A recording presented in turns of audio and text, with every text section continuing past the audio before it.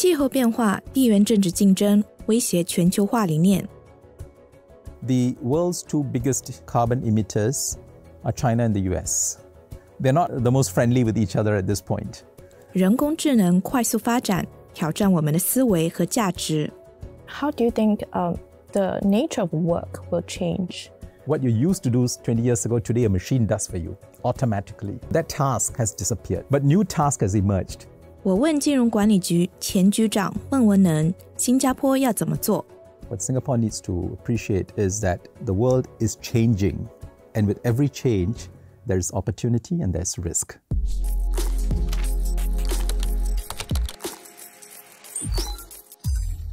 We'll start with a longer time horizon, and perhaps you'll let us know what do you think the economy will change in the next 10 years? I think if you take a 10-year horizon, one of the challenges will be economic growth. Global economy is facing many headwinds. The current phase of monetary policy tightening will taper off at some point over the next 1 to 2 years. The exact timing is uncertain. Once inflation comes down, interest rates will start coming down, but it's not going back to the old levels. So it will still remain higher than before. And that's a new adjustment that the global economy needs to make too. The other thing is that the levels of debt in the world are still too high. During the period of easy money, it was easy to borrow, and many corporates, households, and governments especially incurred a lot of debt. Now, that debt relative to GDP or other measures is still very high. And that, I think, will act as a constraint on new spending and new investment when your debt levels are so high.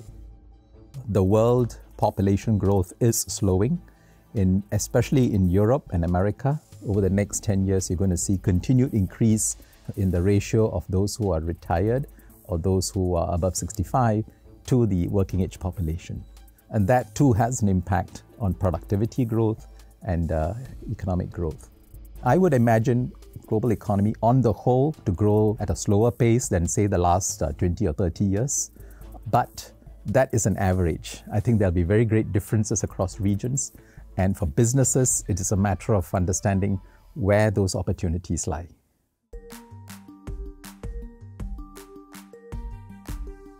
There are many geopolitical risks in the world today.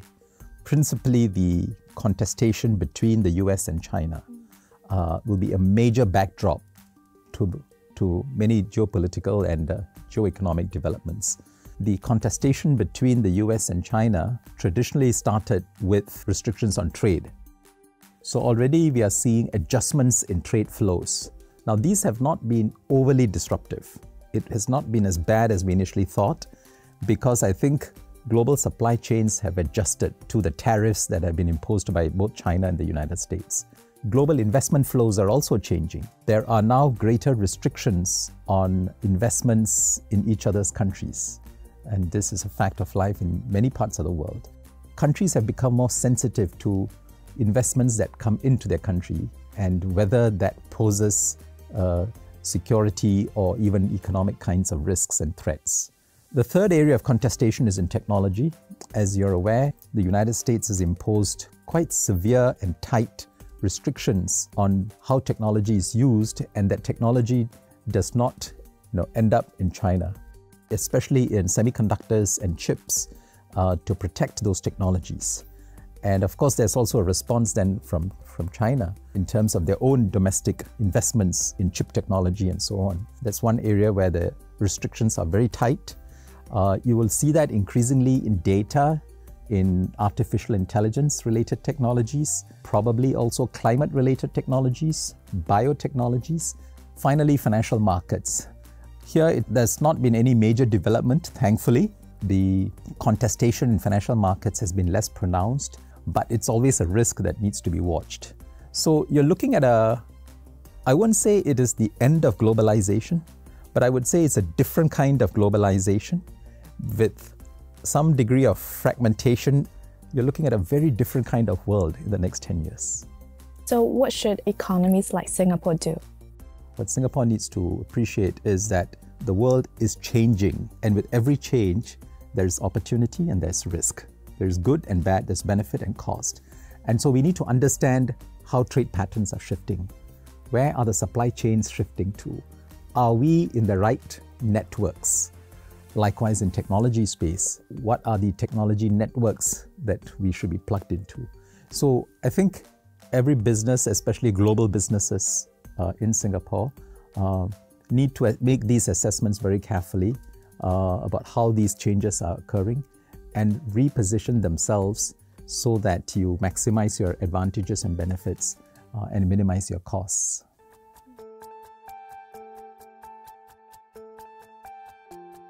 I think there'll be 4 big technologies that will be key. Artificial intelligence will probably be the most impactful in the next 10 years. That's going to change the nature of many jobs, and so a lot of adjustments. When those adjustments are made, it will be better. It'll be higher productivity. If you look at ourselves and our own experience over the last 10, 20 years of working life, has technology helped us or hindered us? I think generally it's helped us. It has helped us to do more things. We see technology all around us here, even in this room. It has helped us to become more efficient and productive. It has helped us to deliver more value added, higher quality of service. People are happier, they get better quality service and so on. But there's change. All of us had to adjust, right? I think the next 10 years is going to be the same. Robotics, I think we will see more in many manufacturing establishments, and robotics are able to do more work. Blockchains are another development that is worth watching. And I will add another one, the Internet of Things. The Internet of Things is all around us. It is basically where, through sensors, we are able to bring a lot of data together. The watch that we wear has a lot of information. It's collecting information from many sources. When you go onto the internet, the search engines, it's collecting information from a lot of sources. It is pooling information together and giving you insights. So that, I think, increases efficiency and productivity a great deal. So these are the 4 big changes that are happening. It will be a changed outlook. Whether it turns out well or not depends on what we make of those changes and how we adapt and respond to those changes.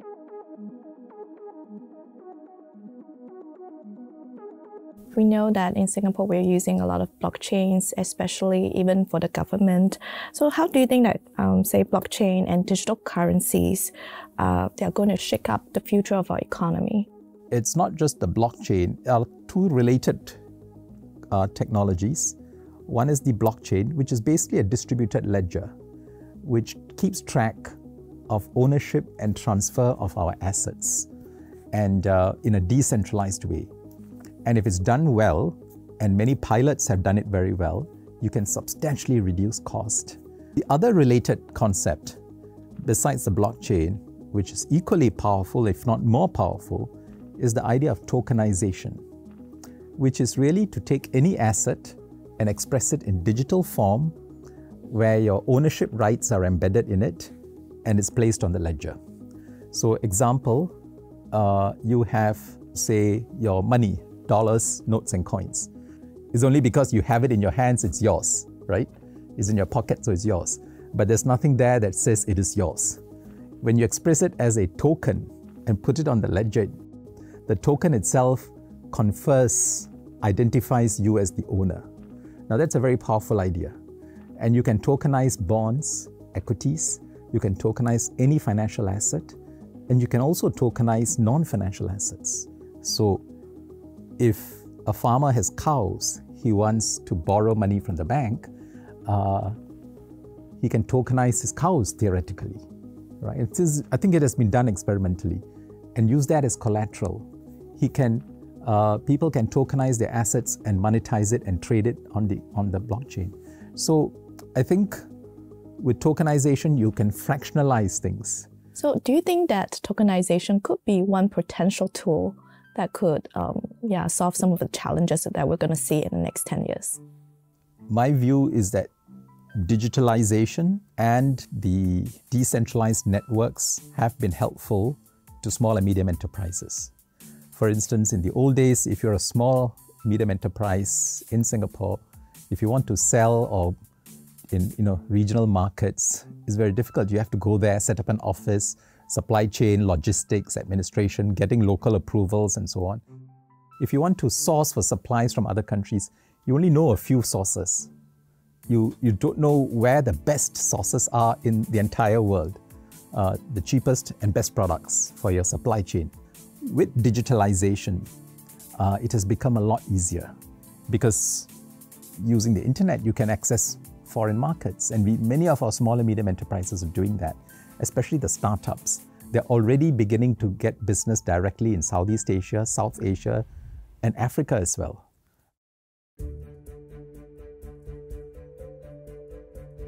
How do you think the nature of work will change?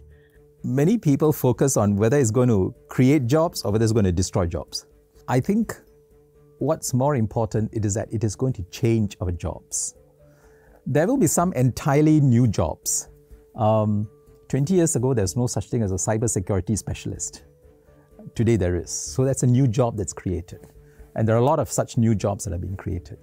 But those happen at the edges. New jobs and jobs that are displaced. In the vast majority, to 80% of the jobs roughly, the jobs are still there, but the jobs have changed. Your job, when you started off, I don't know when, maybe 15, 20 years ago, and now has changed a lot. So I think what's important for us to do is to look at our jobs and divide it into tasks. What is going to be destroyed are some tasks. What you used to do 20 years ago, today a machine does for you automatically. A software program executes what you did manually before. So that task has disappeared. But new task has emerged. The jobs we do must be done in teams, in networks, and in ecosystems. Well, part of all our job we will still do on our own, alone. But a large part of our jobs involves a lot of integration, teamwork, and networking. Technology again helps, right? And I think organizations and businesses would have to invest heavily in creating these shared work environments. There are two kinds of implications from climate change for the global economy. One is physical risk. We are already seeing signs of climate change. I think it's already happening. We are seeing more droughts, more storms, more natural disasters, floods, and these are going to occur with increasing intensity and increasing frequency. And that is going to also have an impact on growth and businesses. The second impact is what we call transition, which is in order to avoid major climate change, we need to keep global temperatures increased to less than 1.5 degrees Celsius. Currently, we are increasing at a faster rate. The trajectory is not going to get us there. We need to reduce greenhouse gas emissions. Now, again, those efforts are not sufficient today. If you are using cleaner technology or greener energy, it is going to be on balance more expensive. Changing business process to become greener and more sustainable will also require investments, which means again investments are diverted from other sources, which is why when we do stress tests and all that for short-term impact of transition, it's usually higher inflation, higher cost, and so on. But when you go from the old structure to a new structure, that transition is very, very painful. So I think we are at the cusp of something similar. Our current global economy, the economic structure is very carbon intensive and very energy intensive. 80% of the world's energy comes from fossil fuels. For every dollar of GDP you produce, now you need to ask how much emissions did I create? And it's not just manufacturing, services, all the computers that we use are also energy intensive. Data centers are energy intensive. So this will be quite a change. It will be like the Industrial Revolution. It's going away from the horse-drawn carriage to the motor car. The world's two biggest carbon emitters are China and the US. And they're not the most friendly with each other at this point. And so because of the tensions between these countries, the kind of cooperation that the world needs to fight climate change, to take a coordinated approach to carbon mitigation and reduction is today very difficult to achieve. I think that realization is does exist in both countries, but the actual collaboration and cooperation is not very much. So that is a problem. And because of that, then there are other countries who are also in different blocks. It makes it very difficult to collaborate. But do you think there will be a situation where individual countries will want to, say, grow faster at the expense of, say, climate, and then the world is not going to collaborate? That's called the tragedy of the commons, right? In economics, you have, there's grass on the field. You have different farmers with cows. They all want their cows to eat the grass, but if everybody eats the grass, there'll be no grass left. It's like fishing. There's limited number of fish in that area. All the fishermen go and catch all the fish. Yeah. And why should I stay away so that the fish can grow when others go and catch the fish? So I will lose out. So why should I remove my cow from the field or restrict my cow's intake when other cows are eating so much? I think that's a problem. That's a problem globally. Everyone takes the view that I don't want to pay the cost, because if I pay the cost and nobody else pays the cost, I'm the loser. But if I don't pay the cost and everybody does something and the world becomes better, I free ride. But when you realize that this is the nature of the problem, then you have to cooperate, and then you have a solution, which is what the global process tries to do. Every country makes a commitment, I will reduce emissions by so much. And we trust that every other country will do the same. And every year they meet and discuss and see what the progress is, and there's a peer pressure to make sure that each country lives up to its commitments.